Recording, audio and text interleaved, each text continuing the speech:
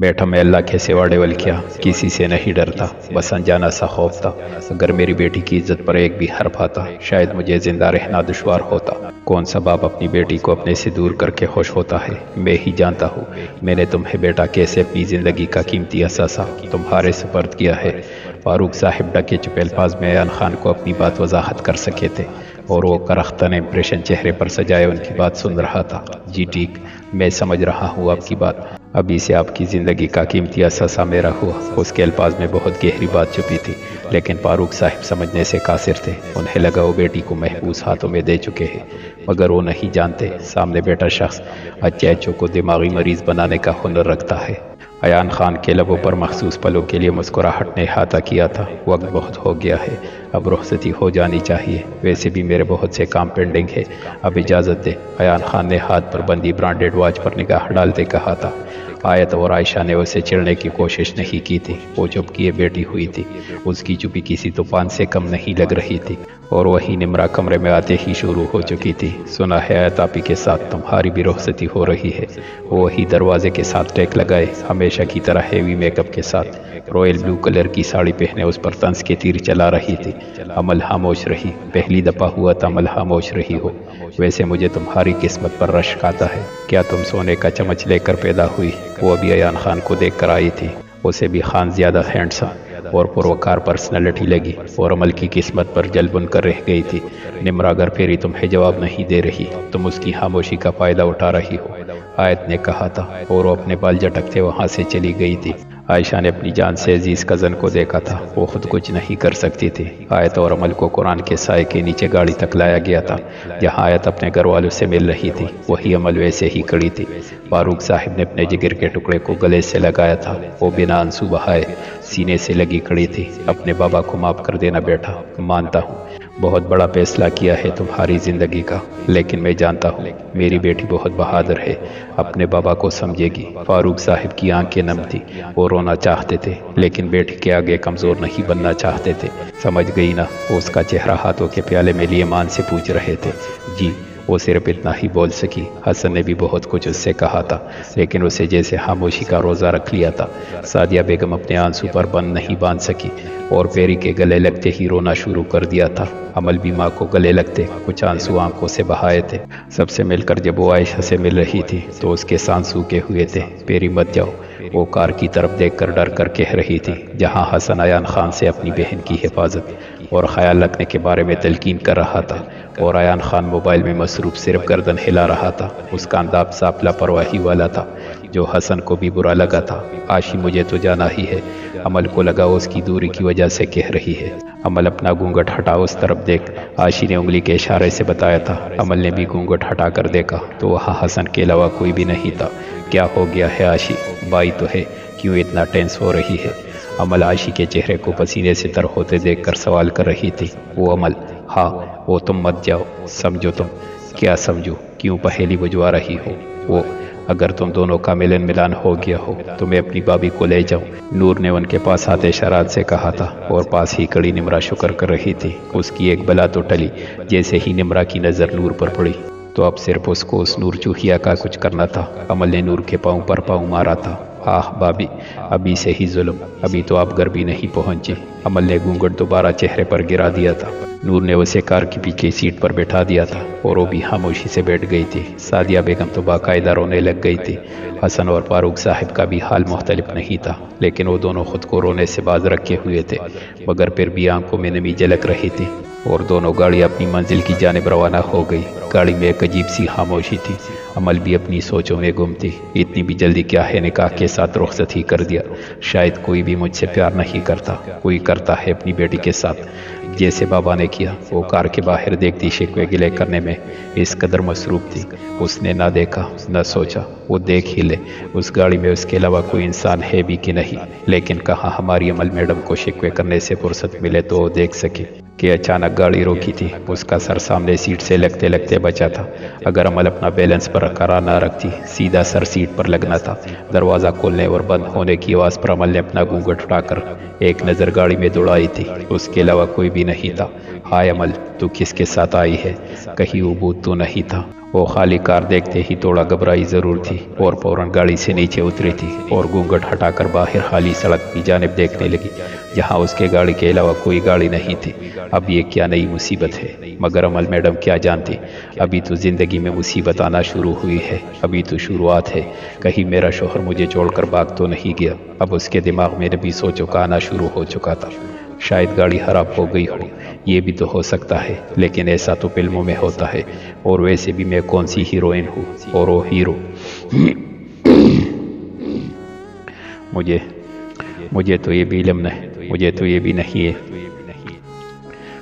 یہ بھی علم نہیں وہ دیکھنے میں کیسے ہے۔ ہائے اللہ، اگر موٹے ہوئے اور آگے سے پیٹ نکلا ہوا ہو تو۔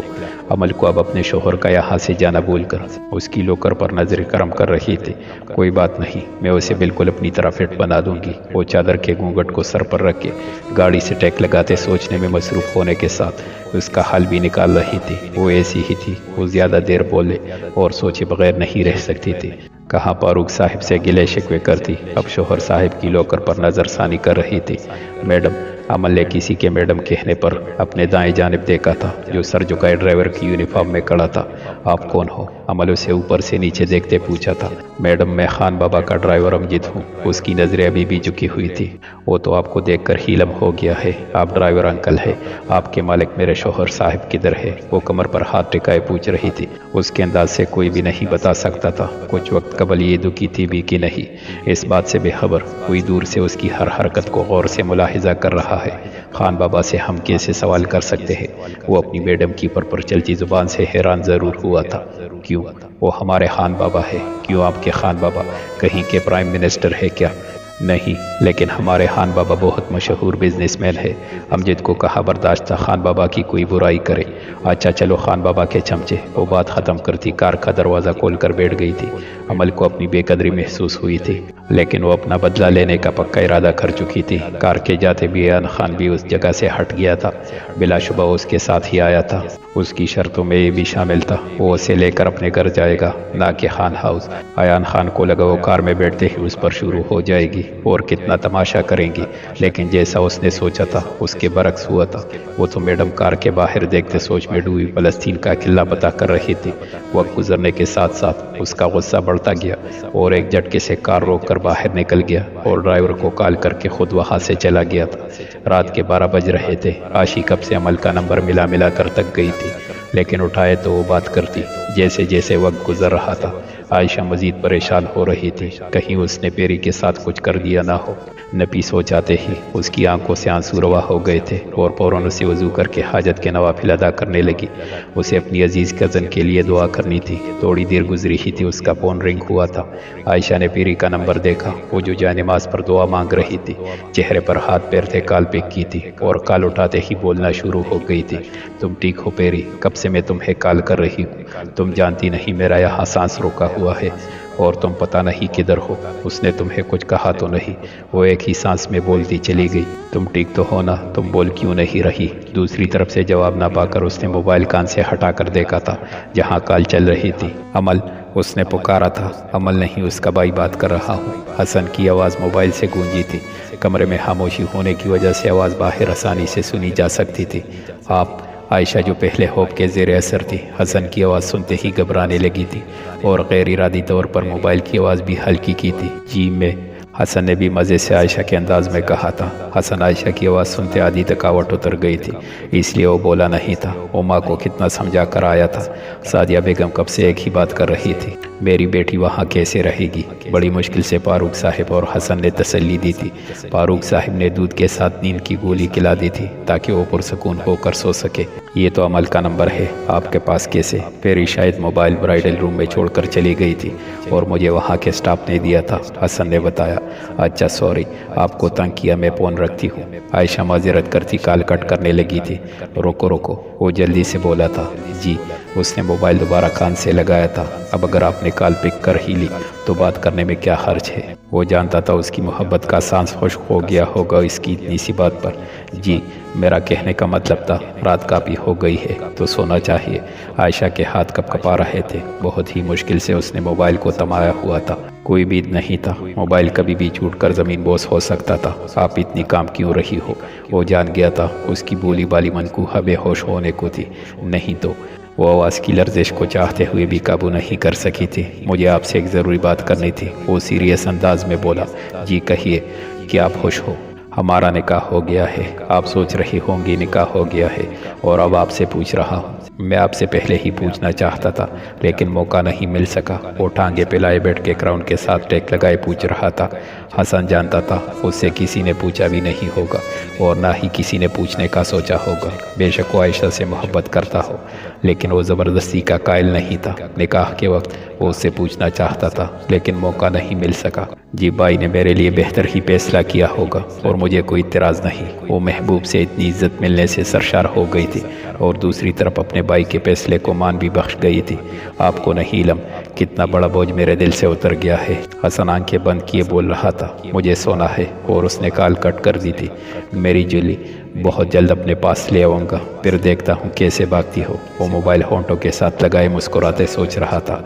कार आलीशान बंगले के आगे रुकी थी। मैडम उठे पहुँच गए हैं। ड्राइवर अदब से बोल रहा था। वो सारे रास्ते ड्राइवर के साथ बातें करती आई थी। ज़्यादातर बातें अयान खान के बारे में थी। अभी घंटे पहले ही उसकी आंख लगी थी। पहुँच गए घर। वो हाथ से आंख को मसलती बाहर देखते पूछ रही थी। कार बंगले के पोर्च में रोकी थी। जी मैडम।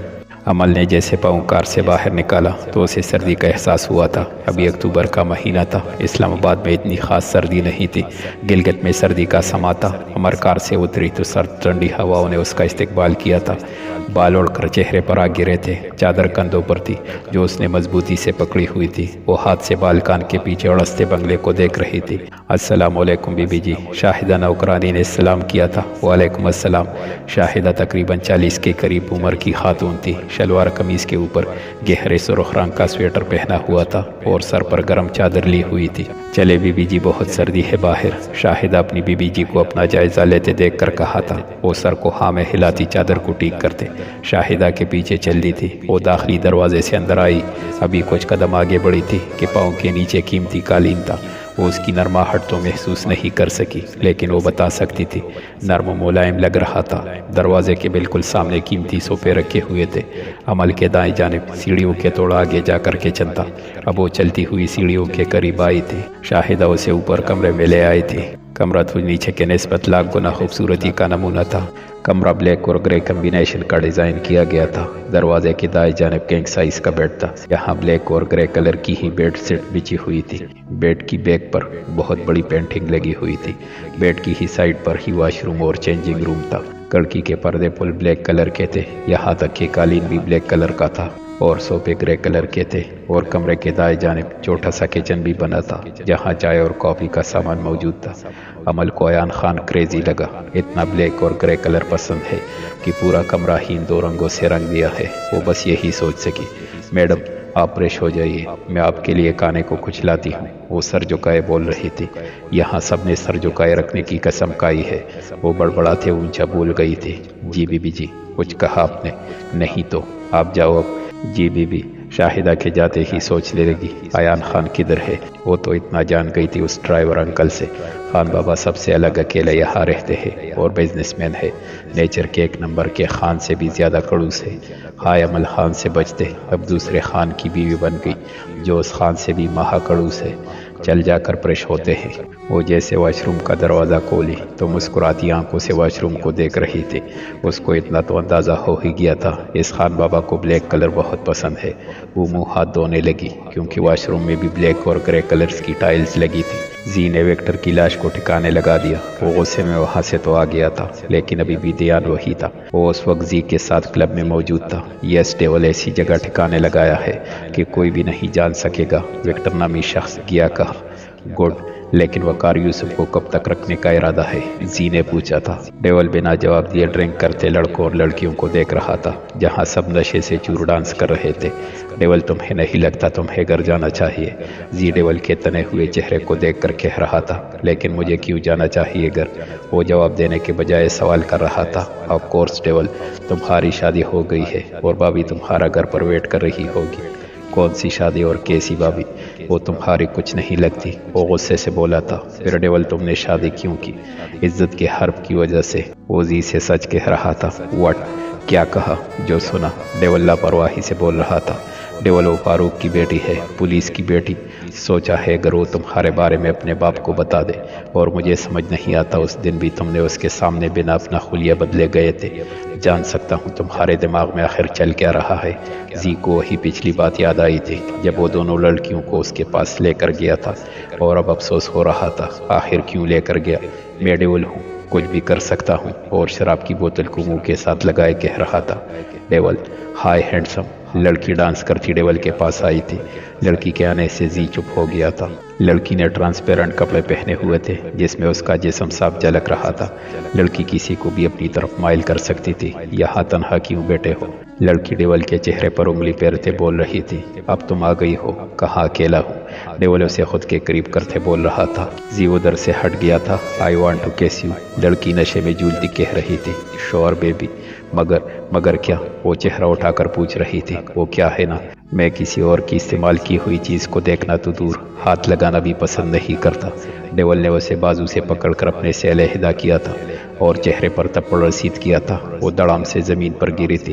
کلب میں سب روک کر اس طرف دیکھنے لگے تھے۔ ڈی جے نے بھی میوزک آف کر دیا تھا۔ ڈیول اتنا بھی نشے میں نہیں تھا وہ اس لڑکی کو پہچان نہ سکے۔ وہ کوئی اور نہیں، شان کی گرل فرینڈ شیزا تھی۔ ڈیول نے موبائل نکال کر ایک پک ضرور لی تھی، جو ایک ہاتھ چہرے پر رکھے غصے سے اسے گور رہی تھی۔ شان کو لگتا ہے ایسی حرکت کر کے مجھ سے اوپر جا سکے گا۔ وہ بھی غصے سے داڑا تھا۔ اس کی داڑھ شیر کی داڑھ جیسی تھی۔ سب لوگ سہم گئے تھے۔ تم لوگوں کو کیا لگا مجھ پر حملہ کروا کر اب ایسی گری ہوئی حرکت کر کے میں ایان خان تم لوگوں سے ڈر جاؤں گا؟ کچھ نیا سوچو۔ یہ کیا بچوں والا کھیل کھیلتے ہو تم دونوں؟ آخر کو میرے دشمن ہو، میرے ٹکر کا تو ہونا چاہیے۔ اور شان کے نمبر پر تصویر سینڈ کرتے طنز کر رہا تھا۔